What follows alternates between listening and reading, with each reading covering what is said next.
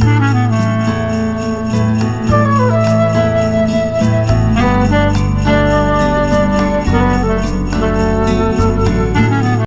श्री गुरुवे नमः। ओम श्री गुरुवे नमः। ओम श्री गुरुवे नमः। अवेकनिंग इनर सेल्फ चैनल पर आप सभी मित्रों का आज की चर्चा में मैं स्वागत करता हूं। आदरणीय मित्रों, आज ध्यान का एक बहुत ही महत्वपूर्ण सूत्र मैं आपको बताने जा रहा हूं। आदरणीय मित्रों, आज के सूत्र में हम गहन ध्यान की स्थिति को उपलब्ध होने वाले हैं। बहुत सहज सी आज की यह ध्यान की विधि है। थोड़ा सा भी आपने यदि प्रयास किया, निश्चित रूप से आज आप गहन ध्यान को उपलब्ध हो जाने वाले हैं। अब यह गहन ध्यान हम किसे कहते हैं? गहन ध्यान हम उस अवस्था को कहते हैं जब हमारा मैं मिट गया हो, जब हमारा शरीर का बोध हमें मिट गया हो, जब हमने अपने शरीर में सभी संवेदनाओं को स्वयं से अलग घटते हुए साक्षी भाव से देख लिया हो, और उस देखने में यानी कि उस साक्षी बनने में जो अनुभव हमें होगा, उस अनुभव को ही हम कहते हैं कि गहन ध्यान की अवस्था। और यह अनुभव बड़ा प्यारा होगा, निश्चित होगा, प्रत्येक साधक को होगा, यानी कि प्रत्येक मुझे सुनने वाले मित्र को होगा। और यह अनुभव आज आपको उस अवस्था में भी होगा जब कभी आपने ध्यान न किया हो, जब आपने आज से पहले यह भी न जाना हो कि ध्यान किसको कहते हैं, जब आज से पहले ध्यान से कोई दूर दूर तक आपका लेना देना न रहा हो। वैसी अवस्था में भी आज जो सूत्र मैं आपको बताऊंगा, आपको गहन ध्यान का अनुभव होगा। अब यहां प्रश्न यह भी उठ सकता है कि हम क्या करेंगे गहन ध्यान में प्रवेश करके, हमें क्या मिलेगा, हमें क्या लाभ होगा। चूंकि हमारा 24 घंटे का जो जीवन में क्रियाकलाप है वह सब लाभ और हानि पर टिके हैं। हमारे जितने भी करते हैं, हम यदि किसी को प्रेम भी करते हैं तो वहां भी हम लाभ और हानि का विचार करके करते हैं। हमारे जीवन का कोई भी वैसा क्रियाकलाप अवशेष नहीं बचा जिसमें हम लाभ और हानि को संयुक्त ना कर लिए हो। इसलिए यह भी विचार आपके मन में आ सकता है कुछ क्षण के लिए कि भला हम क्यों ध्यान करें, हम क्यों ध्यान की उन गहरी अवस्थाओं को उपलब्ध हो, हम क्यों सुने उस सूत्र को जो मैं आपको बताने जा रहा हूं। बिल्कुल सही आप सोचते होंगे, यदि किन्हीं मित्र को वैसा विचार आता होगा। कोई आवश्यकता नहीं है, कोई अनिवार्यता नहीं है, जरा भी जरूरत नहीं है, परंतु एक तो आवश्यकता आपको होनी चाहिए ना, यह है कि आप कौन हैं। मैं एक प्रश्न आप सभी मित्रों से करना चाहता हूं। आपका जो भी नाम है, क्या वह नाम आपने स्वयं रखा था अपना, कि वह दूसरों का दिया हुआ दान है? आपका जो यह शरीर है, क्या आपने इस शरीर का निर्माण स्वयं किया है या दूसरों का दिया हुआ यह दान है? कहीं ऐसा तो नहीं कि जो भी आपके पास है वह सब दान स्वरूप हो? कहीं ऐसा तो नहीं कि आपके पास जो भी है वह आपका कमाया हुआ ना हो, कि जो भी मेरे पास है, नाम हो तो, शरीर हो तो, रूप यानी कि हो तो, सब दूसरे का दिया हुआ दान है, तो फिर मेरा क्या है? क्या कभी इसके लिए हमें शर्म नहीं आएगी? क्या इसके लिए कभी लिहाज हमें नहीं आएगा? क्या इसके लिए कभी हमारे भीतर कोई प्रश्न नहीं उठेगा? इसी बात के लिए आज आपको ध्यान की इस विधि से अभ्यास करते हुए उस गहन अवस्था को उपलब्ध होना चाहिए,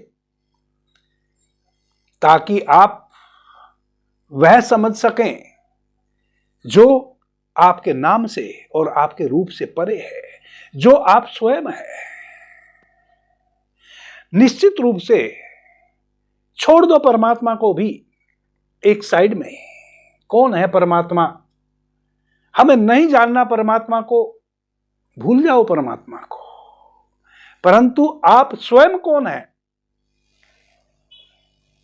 यह तो जानना अनिवार्य है ना, कि दूसरों के दान पे ही जियोगे। यह शरीर माता और पिता के माध्यम से निर्मित हुआ है, मां के गर्भ में। आप मोटे हैं, नाटे हैं, पतले हैं, दुबले हैं, जो भी अभी आपके शरीर की अवस्था है, आप क्या समझते हैं? यह अवस्था भी आपके कारण है, यह भी किसी का दान है। आप श्वास ले रहे हैं प्रकृति के माध्यम से। श्वास जो आ रही है उसके लिए आपका कोई योगदान नहीं है। जो भी श्वास प्रतिपल आप ले रहे हैं, 24 घंटे में 21,600 श्वास आप लेते हैं। यदि आप स्वस्थ हैं, क्या उसके लिए किसी से आपका कोई एग्रीमेंट है? क्या आपने इस प्रकृति को किसी भी प्रकार का कोई अपनी तरफ से योगदान किया है कि वह श्वास आपको लेनी चाहिए? यह भी प्रकृति का दान है। उस दान के कारण ही, उन श्वासों के कारण ही, श्वास के माध्यम से जो प्राण तत्व भीतर आ रहा है उसके कारण, वह जो वायु आप अपने भीतर ग्रहण कर रहे हैं उसके कारण, वह जो अपनी श्वासों में 5 तत्वों को आप बारी बारी से ग्रहण कर रहे हैं उसके कारण आपका यह शरीर सक्रिय है, चलायमान है। आप बोल पा रहे हैं, आप मुझे सुन पा रहे हैं, आपका हार्ट चलायमान है, आपके शरीर की एक एक क्रिया क्रियाशील है। यह सब हो रहा है। यदि आपके ऊपर छोड़ दिया जाए श्वास लेने की जिम्मेवारी, तो निश्चित रूप से यह तय है कि आप किसी क्षण, किसी बेहोशी में, किसी आनंद के क्षण में या किसी दुख के क्षण में श्वास लेना भूल जाए। ऐसा संभव है, परंतु इसकी जिम्मेवारी प्रकृति ने आपको नहीं दी। यह सब हमें प्रकृति के द्वारा दिया हुआ दान है। नाम हमें हमारे माता पिता के माध्यम से, यानी कि समाज ने हमें दिया। रूप हमारे माता पिता और प्रकृति ने हमें दिया। और अब जो यह शरीर सक्रिय है, चलायमान है, एक एक श्वास की गर्मी से जो दिल धड़क रहा है, यह भी प्रकृति का दान है। फिर मेरा क्या है, यह तो जानना मांगता है ना। इसको तो जानना चाहिए ना। नहीं जानना परमात्मा को, नहीं जानना किसी देवता को, नहीं जानना उसको जिसको हमने देखा नहीं, परंतु यह तो जानना पड़ेगा ना कि फिर मैं कौन हूं। जब यह शरीर भी माता पिता के माध्यम से मुझे मिला और अब इस शरीर में जो वृद्धि हो रही है, वह वृद्धि जिन जिन तत्वों से हो रही है वह भी मुझे प्रकृति से मिल रहे हैं, चाहे भोजन के रूप में, जल के रूप में, या ऑक्सीजन के रूप में। और जिस नाम से मैं जाना जाता हूं, मैं जो कहता हूं कि मैं फला व्यक्ति हूं, यह भी मुझे उधार मिला है। यह भी दूसरों ने मेरा नाम रखा है, यह भी मेरा नहीं है। फिर मेरा क्या है? आदरणीय मित्रों, वह जो आप हैं, इस नाम के पीछे और इस शरीर रूपी यह जो फैक्ट्री है, यह जो रूप है आपका, इसके पीछे कहीं तो आपका भी अस्तित्व होना चाहिए ना। आज का जो सूत्र है उसी स्वयं के होने को जानने का सूत्र है, और जब तक हम उस सूत्र को ना जाने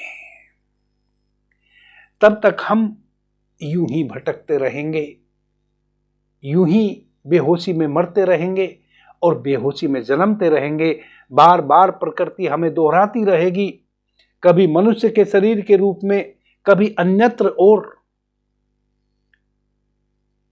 84 लाख योनियां हैं, ना जाने किस किस रूप में। आदरणीय मित्रों, आपके चारों तरफ कितने जीव जंतु सरीसृप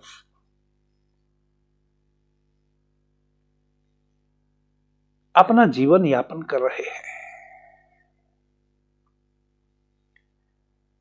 उनको भी नहीं पता वह कौन है,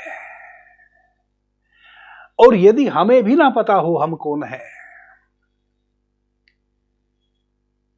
तो उनमें और हम में क्वालिटी का कोई अंतर ना हुआ, क्वांटिटी का तो हुआ। हमारा शरीर थोड़ा बड़ा है, हम 2 पैर से चलते हैं, परंतु क्वांटिटी का कोई भी अंतर ना हुआ। हम उन सभी सरीसृप, जीव जंतु, पशु पक्षी इत्यादि, कीड़े मकोड़े, कीटाणु विषाणु, सबके माध्यम से यात्रा करते हुए यहां तक पहुंचे हैं। और यहां तक पहुंचने के बाद भी जब मनुष्य के पास वह क्षमता है कि वह साक्षात परमात्मा बन जाता है, उसके उपरांत भी यदि हम पर्सनली हम बेहोशी में मर जाएं बिना यह पता किए मैं कौन हूं, तो इससे ज्यादा दुखद और कोई घटना हमारे साथ हो नहीं सकती। एक वैसे ही शरीर को लेकर भगवान श्री राम जन्मते हैं, बुद्ध जन्मते हैं, महावीर जन्मते हैं, कृष्ण जन्मते हैं, नानक जन्मते हैं,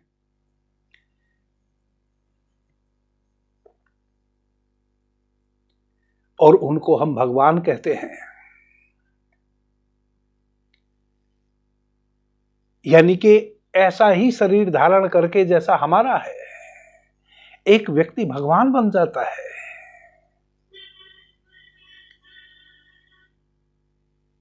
और हम बेहोशी में मर जाए यह बिना जाने कि मैं कौन हूं। इससे ज्यादा और दुखद हमारे जीवन में दूसरी कोई घटना नहीं हो सकती।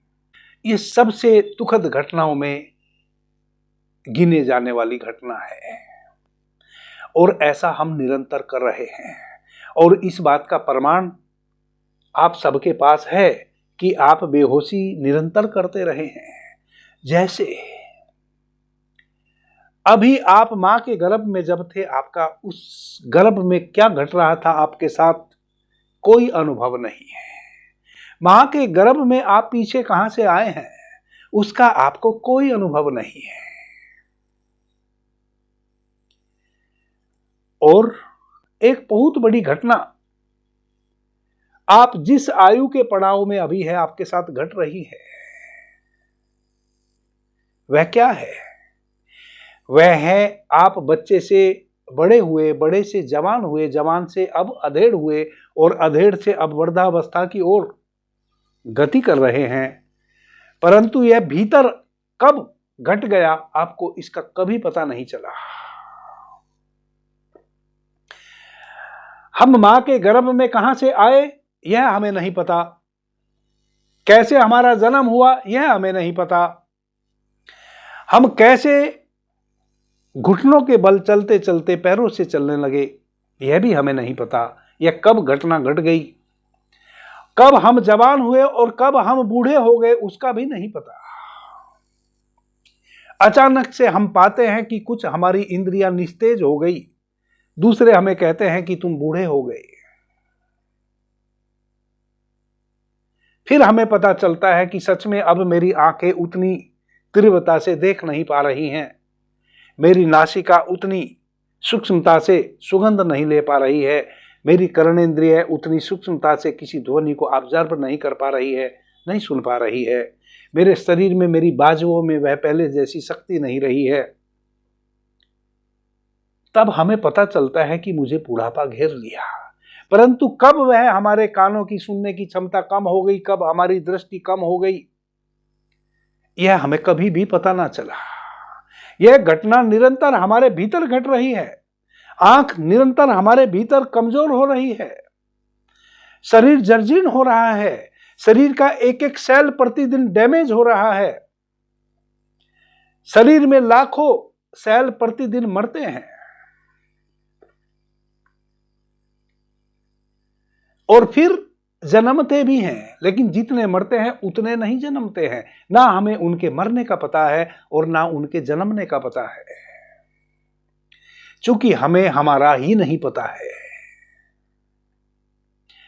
आदरणीय मित्रों, इन किसी भी घटना का हमें नहीं पता है, और जब अब हमें अपने जन्म का ना पता, कब हम बच्चे से अब बूढ़े हुए जा रहे हैं उसका ना पता, तो फिर अब हमें यह भी कहां पता है कि हम कब मर जाएंगे,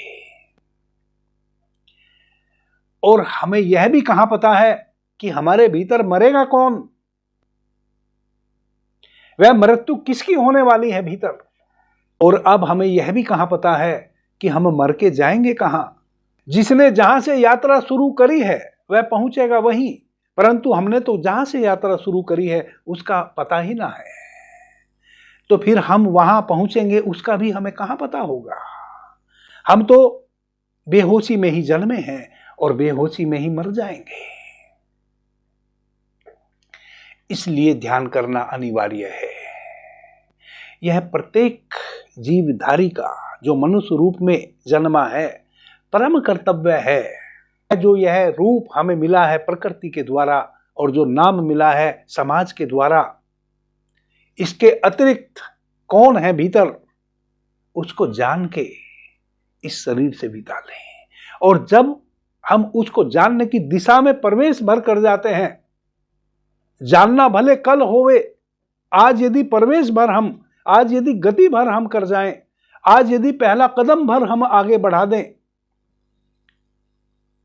तो मैं यह आश्वस्त आपको कर सकता हूं कि आप दूसरे ही व्यक्ति उसी दिन से हो जाने वाले हैं जिस दिन आपकी इस यात्रा में कदम पहला रखा गया हो, कदम बढ़ गए हो।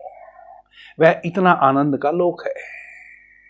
जब हम बेहोशी में सब कार्य कर रहे हैं और इसमें हम इतना अधिक आनंद कभी कभी महसूस करते हैं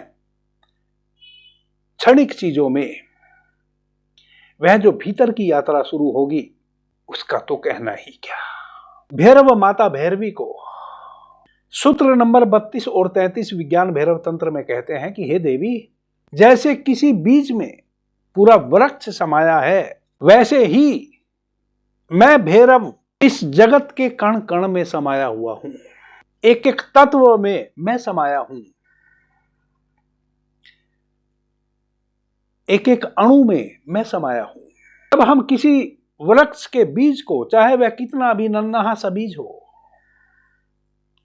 उचित जलवायु में, उचित आर्द्रता लिए हुए भूमि में रोपते हैं, फिर वह बीज मिटता है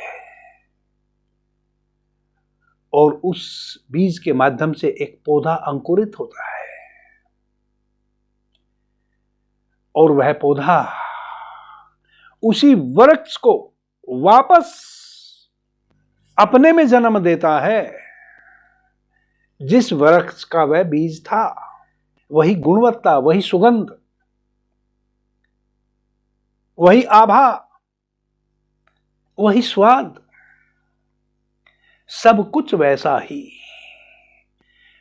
जिस वृक्ष का वह पुत्र है, जिस वृक्ष का वह बीज है, जिस वृक्ष का वह वीर्य है, उसी वृक्ष के रूप में वह अंकुरित होता है।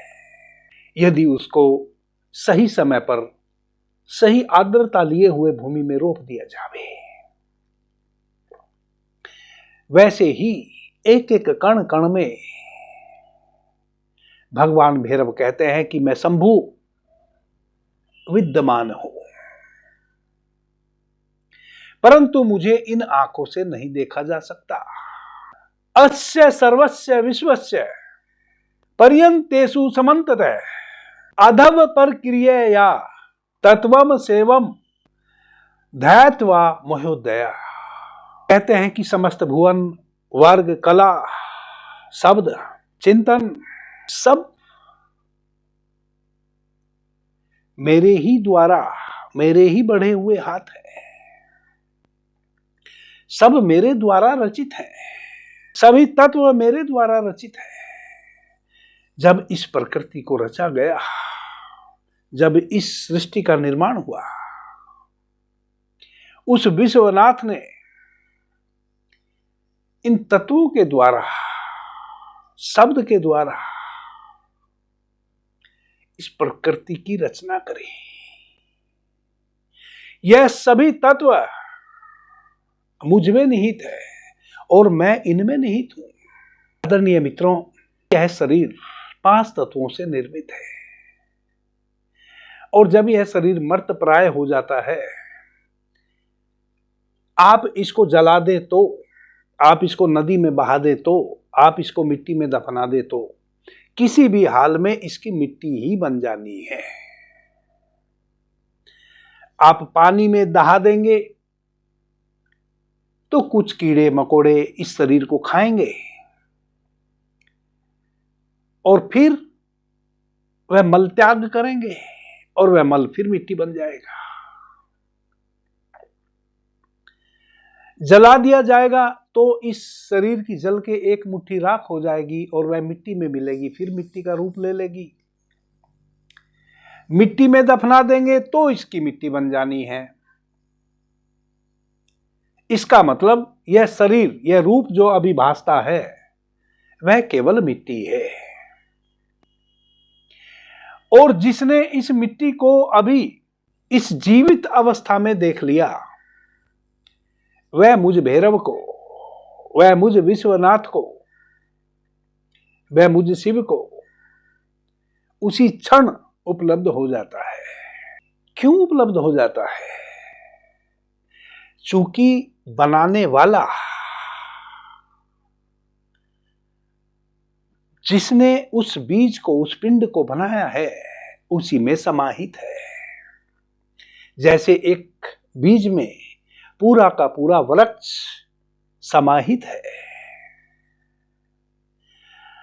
अब कैसे हम उस विश्वनाथ को अपने भीतर, अपने इस शरीर में, यह जो हमारा रूप है, इसी रूप में हम उस अरूप को, उस विश्वनाथ को, तो भगवान भैरव कहते हैं कि किसी भी तत्व के पीछे मेरे हाथ है। यह जो शरीर है, जो भुवन है, इसके भीतर, इसको बनाने में के पीछे मेरे हाथ है। यह 5 तत्वों से बना है और उन 5 तत्वों पे यदि आप प्रवेश करेंगे तो फिर भगवान शिव कहते हैं, भगवान भैरव कहते हैं कि वहां भी मुझ विश्वनाथ को आप पालेंगे। और बड़ी सरल सी यह विधि है। आप मौखिक रूप से भी यदि समझेंगे तब भी आपको सीधे सीधे बात समझ में आ जाएगी। आदरणीय मित्रों,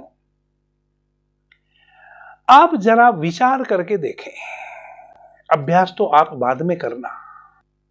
एक राजा का रथ पहली बार किसी बस्ती में पहुंचा। बस्ती के लोगों ने कभी कोई रथ देखा नहीं था, कोई व्हीकल देखा नहीं था, कोई बैलगाड़ी तक उन्होंने देखी नहीं थी। रथ का तो सवाल ही कहां पैदा होता है। राजा एक बस्ती में उस रथ से पहुंचा निरीक्षण के लिए। बस्ती वालों ने राजा को तो अपने जैसा पाया, जैसे वह स्वयं थे वैसा ही राजा था, वही हाड़ मांस का पुतला। थोड़ा कपड़े अच्छे पहने था, थोड़ा सिर पे सोने का बना हुआ हीरे जड़ित मुकुट था, उन बस्ती वालों को, उन जंगली ग्रामीण बस्ती वालों के सिर पे भी मुकुट था। उन्होंने बरगद की जटाओं को तोड़ के उसका मुकुट बना के पहना था।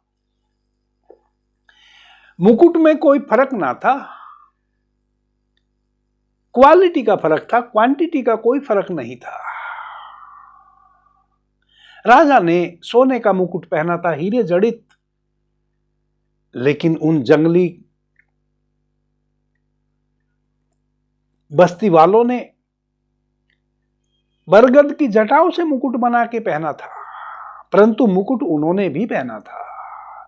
राजा कीमती वस्त्र, रेशमी वस्त्र धारण किए था, परंतु वह ग्रामीण भी बड़े बड़े वृक्षों के पत्तों को अपने शरीर पर लपेट के अपने अंग प्रत्यंग को ढकने का कार्य किए हुए थे। कोई ज्यादा फर्क नहीं था। तो राजा को उन्होंने नहीं देखा, उन्होंने देखा उस रथ को, जो रथ इससे पहले कभी उन्होंने नहीं देखा था। चारों तरफ उस रथ को छू छू के देखने लोग लगे। उन्होंने पूछा कि यह क्या है? राजा ने कहा कि यह रथ है। फिर वह उस रथ के एक एक अंग को अलग करना शुरू कर दिए। किसी ने उसका पहिया निकाल लिया, चाक निकाल लिया, किसी ने उसकी बाजू निकाल ली। उस रथ के एक एक अंग को उन ग्रामीणों ने बिल्कुल अलग कर लिया। उस रथ को पूरा छितरा दिया, उसके एक एक अंग को अलग कर दिया।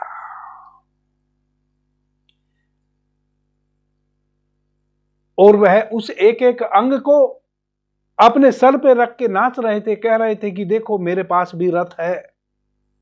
जिसने उस चाक को अपने सर पे रखा था वह कह रहा था कि देखो मैंने रथ को अपने सिर पे रखा है।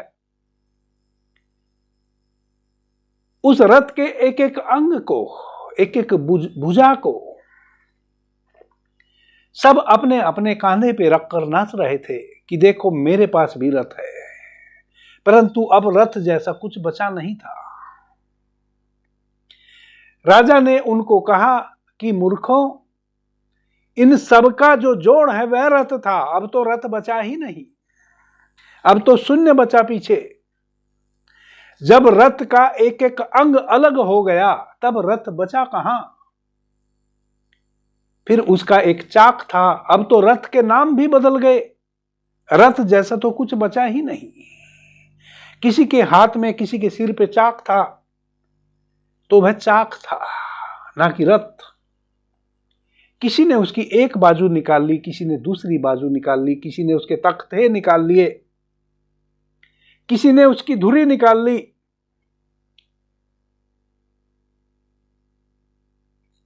किसी ने उसकी झंडी उखाड़ ली, किसी ने उसकी छत उखाड़ ली। रथ जैसा कुछ ना बचा। राजा ने कहा कि मूर्खों, इन सब चीजों का संयुक्त रूप रथ था, अब तो रथ जैसा कुछ बचा ही नहीं। अब तुम नाहक रथ रथ चिल्ला रहे हो, रथ जैसा अब कुछ भी नहीं बचा। परंतु उन ग्रामीणों को तो आनंद आ रहा था, उनको इस बात से भला क्या लेना देना कि अब रथ बचा या ना बचा। उस रथ का क्या उपयोग हो सकता है वह भी उनको ना पता था। उनको तो वह रथ सुंदर लगा, पहली बार देखा, और उन्होंने तो रथ का एक एक अंग अलग कर लिया। यही ध्यान की विधि है। यह हमारा शरीर 5 तत्वों से निर्मित, इसमें 5 इंद्रियां हैं, इसमें कर्मणेंद्रियां हैं, मांस है, मज्जा है, रुधिर है। इन सबको तोड़ा जा सकता है, सबको अलग किया जा सकता है, सबको अलग देखा जा सकता है, सबका अनुभव अलग किया जा सकता है। रूप का भी और नाम का भी। आंखों को आप अलग देख सकते हैं, यह मेरी आंखें हैं। कभी आपने विचार किया, जब आपसे पूछें कि यह क्या है तो आप कहते हैं कि यह मेरी आंखें हैं, यह मेरी नासिका है, यह मेरे हेयर है, यह मेरा हाथ है, यह मेरे पैर है, मेरी छाती है, मेरा हृदय है, मेरे पेट में दर्द हो रहा है, मुझे भूख लगी है, मुझे प्यास लगी है, मेरे हृदय की धड़कन बढ़ गई है, मुझे डायबिटीज हो गई है, मुझे बुखार हो गया है।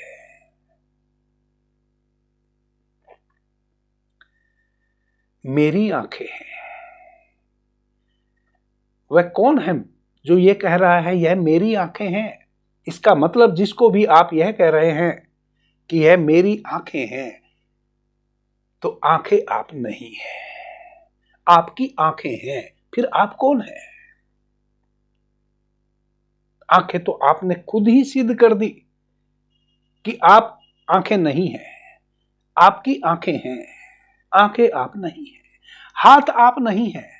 और आप भली भांति जानते हैं, कभी कभी एक्सीडेंट में कोई अपना हाथ खो देता है, कोई पैर खो देता है, कोई दोनों हाथ खो देता है, कोई दोनों पैर खो देता है, कोई अपनी आंख खो देता है।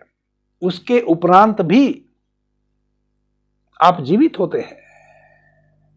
हाथ के बिना आप जीवित रह सकते हैं, पैर के बिना भी जीवित रह सकते हैं, आंखों से दिखाई ना देवे, अंधे हो जाए तो भी जीवित रह सकते हैं, कानों से सुनाई ना देवे तो भी जीवित रह सकते हैं, नासिका सूंघने की क्षमता खो दे तो भी जीवित रह सकते हैं, स्वाद इंद्रिय स्वाद लेना बंद कर दे तो भी जीवित रह सकते हैं। कोई तो इन आंखों के पीछे से देखता होगा, कोई तो इन कानों के माध्यम से सुनता होगा, जो कह रहा है कि यह मेरे कान है, यह मेरी आंखें हैं, यह मेरे हाथ हैं, यह मेरी बाजुएं हैं। कोई तो होगा जो यह दंभ भरता है भीतर कि यह मैं हूं। फिर हम इस शरीर के एक एक अंग को अलग कर देते हैं या अलग देख लेते हैं। रथ का एक एक पार्ट, एक एक अंग अलग हो रहा है, फिर रथ कहां बचा? भगवान भैरव कहते हैं कि वह शून्य रूप में हूं, जहां कोई हलन चलन नहीं, जहां सब कुछ शांत है, जहां कोई क्रिया नहीं है, जहां सब अक्रियाशील है। आप इस अंतरिक्ष में देखो, जो अंतरिक्ष यात्री हैं, जब वह अंतरिक्ष में प्रवेश करते हैं तो वहां कोई कंप नहीं, सब अकंपित है, कुछ भी वहां नहीं कप रहा होता है, सब कुछ ठहरा हुआ होता है। बस उस ठहराव में ही एक गति हो रही होती है। प्रत्येक ग्रह और नक्षत्र उस ठहराव में ही गति कर रहा होता है, बिल्कुल स्थिर। पता भी नहीं चलेगा। आप इस पृथ्वी पर रहते हैं, यह पृथ्वी कब गोल घूम गई, सूर्य किधर से निकला और किधर अस्त हो गया, आपको पता भी ना चला। सूर्य जहां निकला था वहीं अस्त हुआ है। आपकी पृथ्वी का छोर घूम गया, आपकी पृथ्वी घूम गई, लेकिन उसके घूमने की गति इतनी धीमी है, इतनी मंद है, और हम इतने असंवेदनशील हैं कि हमें पता ही ना चला कि कब पृथ्वी ने सूर्य का एक चक्कर लगा दिया। वह इतनी मंदिम गति से हो रहा है, वह इतनी शांति से सब घट रहा है। तो जब रथ नहीं बचता है, जो बचता है वह है शून्य। और भगवान शिव कहते हैं, भगवान भैरव कहते हैं, भगवान विश्वनाथ कहते हैं कि वह शून्य जो बचा वही मैं हूं, वही आप हैं। आंख बंद करें, बैठ जाएं, 5-10 श्वासें धीमी गति से आने दें, धीमी गति से जाने दें। केवल श्वासों के साक्षी बने। श्वासें अभी भी चल रही थी, लेकिन अब आप साक्षी बन गए हैं श्वासों के। 5-7 श्वासें आपने साक्षी भाव से ली भी नहीं, श्वासें तो स्वयं ही ली जा रही हैं। आपने तो केवल आती जाती श्वासों को देखा। जिस चीज के भी आप दृष्टा बन जाते हैं वह आप नहीं है। मैं आपके सामने बैठा हूं, आप मुझे देख रहे हैं, इसका मतलब मैं अलग हूं, आप अलग हैं। जिस चीज को भी हम देख ले रहे हैं इन आंखों से, वह हम नहीं हैं। आप देखो, 5-7 श्वासें धीमी गति से आने दो, जाने दो। आप केवल साक्षी बनो अपने श्वासों की आवन और जावन के। पता चला कि श्वासें आप नहीं हैं। चूंकि श्वासों को आप महसूस कर रहे हैं आते जाते, इसलिए आप श्वास भी नहीं हो सकते। अब अपने पूरे होश को अपने पैर के अंगूठों पे ले जाओ।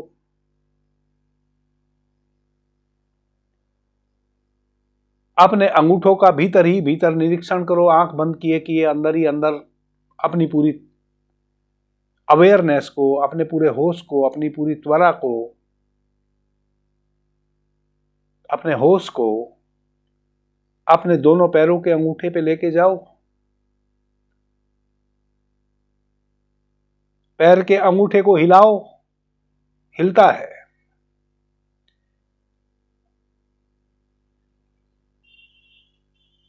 पैर के अंगूठे को आपने देख लिया, इसका मतलब पैर का अंगूठा भी अब आप नहीं है। जिस चीज को भी आप देख रहे हैं, जिसका आभास कर रहे हैं, महसूस कर रहे हैं, वह आप नहीं है। तो फिर आप कौन है?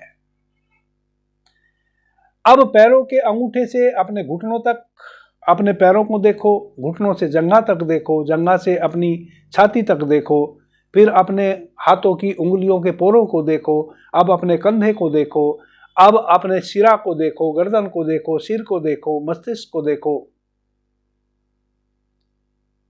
15 से 20 मिनट इस प्रकार से अपने शरीर के एक एक अंग का निरीक्षण करो। आप पाएंगे यह मेरी गर्दन है, यह मेरी बाजुएं हैं, यह मेरा पेट है, छाती है, मेरी जंघा है, मेरे घुटने, मेरे पैर, मेरा पूरा शरीर। जब आपने अपने पूरे शरीर का इस प्रकार से अवलोकन कर लिया, सीधी सी बात है, यह अवलोकन करने वाला कोई तो था। इसका मतलब शरीर तो आप नहीं थे। जो प्रकृति से हमें यह रूप मिला है, जो मां के गर्भ से हम जन्मे हैं, जो माता पिता के माध्यम से यह शरीर मिला है, और जो नाम मिला था, अब वह ना नाम आप रहे और ना आप शरीर रहे। सीधी सी बात है। मौखिक रूप से ही आप इसको समझने का प्रयास करो। जिस चीज को भी आपने देख लिया, आभास कर लिया, महसूस कर लिया, वह भला आप कैसे हुए? स्वयं को स्वयं कैसे देख सकते हैं? दूसरों को आप देख सकते हैं, स्वयं को नहीं देख सकते। स्वयं की आंखों को कोई देखा?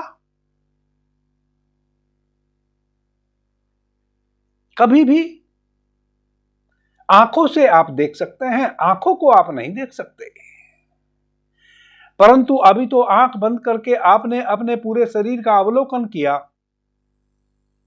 आप देख पा रहे हैं भीतर अपने पैरों को, अपने छाती को, पेट को, अपने कंधों को, अपनी गर्दन को, अपने सिर को, अपने मस्तिष्क को।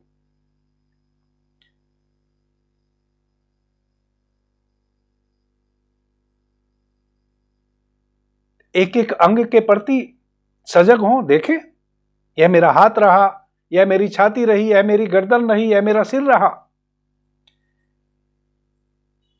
विचार करो, कौन है देखने वाला इनको, जिसने इन सबको देखा? कितनी विचारणीय बात है। जैसे वह राजा का रथ देखते ही देखते अनेकों रूपों में बदल गया, रथ जैसा कुछ भी ना बचा, पीछे शून्य हाथ में लगा। शून्य में से शून्य निकाल लिया, फिर शून्य ही बच गया। कौन बचा भीतर? शरीर तो नहीं बचा। शरीर को तो आपने देख लिया, फिर वह देखने वाला कौन था? कौन था जिसने एक एक अंग को देखा, जिसने शरीर के एक एक अंग का अवलोकन किया? वह कौन है? वह है जिसको ना जन्म दिया जा सकता है और ना जिसकी कभी मृत्यु हो सकती है। वह है शून्य, वह है आत्मरूपी आप, वह है आपकी चेतना, वही है आप। लेकिन ऐसे मत मान लो। अब इसको देखो भीतर, इसका अनुभव करो। अनुभव कैसे करें? शरीर को तो देख लिया, एक एक अंग का अवलोकन कर लिया,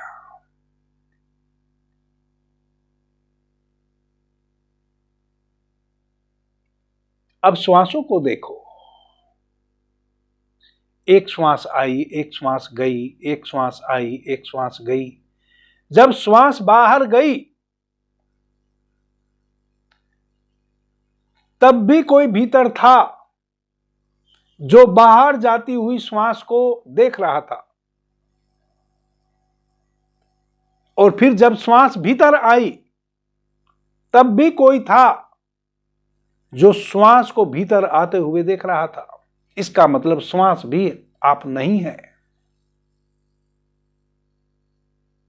शरीर भी नहीं है, श्वास भी नहीं है। फिर कौन है? यहां से अब रास्ता क्लियर हो गया। अब स्वयं से ही पूछो, लेट जाओ, बैठ जाओ, फिर मैं कौन हूं? कौन बताएगा? स्वयं से स्वयं ही पूछो, मैं कौन हूं? मैं कौन हूं? मैं कौन हूं? मैं कौन हूं? मैं कौन हूं? मैं कौन हूं? मैं कौन हूं? मैं कौन हूं? मैं कौन हूं? इस मैं कौन हूं प्रश्न को अपने भीतर गहरने दो, इसको गहरे में उठने दो, एक एक श्वास की आवन जावन के साथ उठने दो। अभी आपने मानसिक रूप से समझा जो मैंने बताया कि शरीर आप नहीं है, श्वासें आप नहीं है, परंतु यह आपका अनुभव नहीं है। केवल आपने मानसिक रूप से मैंने जो बताया उसको समझा। इतना तो समझने से तय हो गया कि हां, यह शरीर हम नहीं है, हां, यह श्वासें भी हम नहीं है, परंतु अभी यह हमारे अनुभव में नहीं आया। मनुष्य की सारी पीड़ा यह है कि हमने सभी चीजों को मानसिक रूप से समझ लिया है, और जिस चीज को हमने मानसिक रूप से समझ लिया हो उसको फिर रियल में समझने की फिर आवश्यकता नहीं बचती। हम थोथे के थोथे ही रह जाते हैं। इससे अच्छा होता हम मानसिक रूप से भी ना समझे होते, तो कभी एक स्थिति वैसी बन सकती थी जब हम उसको समझ पाते। लेकिन यदि मिथ्या चीजों को ही हमने समझ लिया हो कि वह है, फिर जो सच में कुछ है उसको खोजने की खोज ही समाप्त हो जाती है। यदि झूठे व्यक्ति ने मान ही लिया कि मैं सत्य हूं, तो अब उसको सत्य होने की आवश्यकता ही ना रही। अब उसको सत्य में जीने की कोई आवश्यकता ही ना रही, क्योंकि झूठ को ही सत्य मान लिया गया। और बहुत लोग वैसा करते हैं, किसी एक झूठ को गढ़ लेते हैं और जीवन पर्यंत उसी झूठ के सहारे अपने जीवन को जीने का प्रयास करते हैं, और उस झूठ में ही विदा हो जाते हैं बेहोशी में। जैसे सबसे बड़ा झूठ है कि मैं मरूंगा। इससे बड़ा झूठ इस जगत में और कोई दूसरा हो नहीं सकता। यह सबसे बड़े से बड़ा झूठ है, परंतु इस झूठ के सहारे हम सभी जीते हैं कि एक दिन मैं मरूंगा। जबकि आप तो हैं चिन्मय, जिसकी कभी कोई मृत्यु नहीं होती। शरीर मरेगा, जिस जिस चीज का भी आप भीतर अवलोकन कर ले रहे हैं वह सभी मरेंगी। श्वास भी एक दिन इस शरीर में नहीं आएगी, गर्दन भी नहीं बचेगी, सिर भी नहीं बचेगा, मस्तिष्क भी नहीं बचेगा, हाथ पैर इत्यादि भी नहीं बचेंगे, क्योंकि इनको आप अवलोकन कर सकते हैं। जिनका भी आप अवलोकन कर सकते हैं वह नहीं बचेंगे, उनकी मृत्यु होनी है। परंतु जिसने अवलोकन किया है वह कभी नहीं मरेगा, वह सदा है और सदा रहेगा, वह चिन्मय है। उसी की बात कह रहे हैं भगवान भैरव कि वह बीज रूप जो तुम अपने को पाओगे वह मैं हूं। तुम मेरे ही बढ़े हुए हाथ हो, उसके अतिरिक्त और कुछ भी नहीं हो। तो अब तक आपने मानसिक रूप से जाना, अब आप अनुभव कीजिए। आज की जो ध्यान की विधि है बड़ी सरल है, बड़ी सुलभ है। अब तक जितनी भी बातें मैंने की केवल आपको समझाने के लिए की। विधि तो आधे मिनट की है। वह क्या है? आंख बंद करके बैठ जाओ या लेट जाओ, अपने पूरे शरीर का अवलोकन करो 5 मिनट। यह पैरों का अंगूठे मैं नहीं हूं, यह पूरा पंजा मैं नहीं हूं, घुटनों तक मेरे पैर मैं नहीं हूं, जंघा तक मेरे पैर मैं नहीं हूं, मेरा पूरा धड़ मैं नहीं हूं, मेरी गर्दन मैं नहीं हूं, मेरा सिर मैं नहीं हूं, मेरे हाथ और पैर मैं नहीं हूं। 5 मिनट में आप पाएंगे कि आपका शरीर बिल्कुल शांत और शिथिल हो गया। अब आती जाती श्वासों को 5 मिनट देखें और देखें कि श्वास भी आप नहीं हैं, क्योंकि उनका भी आप अवलोकन कर रहे हैं। जिन चीजों का भी अवलोकन आप कर ले रहे हैं वह आप नहीं हैं, श्वासें भी आप नहीं हैं। तो फिर सवाल उठता है मैं कौन हूं? या तो जो आप अब कुछ भी नहीं बचा उस शून्य में स्वयं को उतर जाने दें, लेकिन वह शून्य तो बड़ा गहरा अंधकार से भरा हुआ है। यहां आके साधक भयभीत हो जाता है, उसको लगता है कि कहीं मेरी मृत्यु ना हो जाए। जो कि मृत्यु शरीर की होनी थी, शरीर का आपने अवलोकन कर लिया, आपकी होनी नहीं है। फिर भी एक भय घेर लेता है, क्योंकि इस रास्ते पे कभी आप चले नहीं, क्योंकि इस गहरे कुएं में कभी आपने डुबकी लगाई नहीं। इसलिए भय पकड़ता है कि इस गहरे कुएं में कूद गया तो फिर निकलूंगा कैसे। तो चाहे तो आप इस शून्य में प्रवेश कर सकते हैं, इस शून्य रूपी नाव में चढ़ सकते हैं, इस शून्य रूपी गहरे कुएं में, गहरे अंधकार की भरी गुफा में छलांग लगा सकते हैं और खो जा सकते हैं। और उस खो जाने में ही पा जाना हो जाएगा। उस खो जाने में ही वह घटना घट जाएगी कि पहली बार आप जागेंगे। परंतु यह अचानक संभव नहीं है, पर एक बात तो संभव है। आप इस शरीर का इस प्रकार से अवलोकन करते हुए फिर पूछ तो सकते हैं मैं कौन हूं, मैं कौन हूं, मैं कौन हूं, मैं कौन हूं, मैं कौन हूं, मैं कौन हूं। इस मैं कौन हूं मंत्र को इतना गहर जाने दें कि केवल यह मंत्र बचे और कुछ भी ना बचे। अचानक एक दिन आप पाएंगे, हो सकता है आज ही, हो सकता है कल, हो सकता है 1 महीने बाद, कि यह जो बार बार आपको कह रहा था मैं कौन हूं, मैं कौन हूं, मैं कौन हूं, यह मैं कौन हूं कहने वाला ही आप है। और यह कहना तो समाप्त हो गया और वह दृश्यमान हो गया जो यह पूछ रहा था कि मैं कौन हूं। और यह घटना कभी भी घट सकती है। और आप, वह जो पूछ रहा है मैं कौन हूं, मैं कौन हूं, वह पूछना तो बंद हो जाएगा और वह मैं कौन हूं पूछने वाला केवल बचेगा और वही आप है।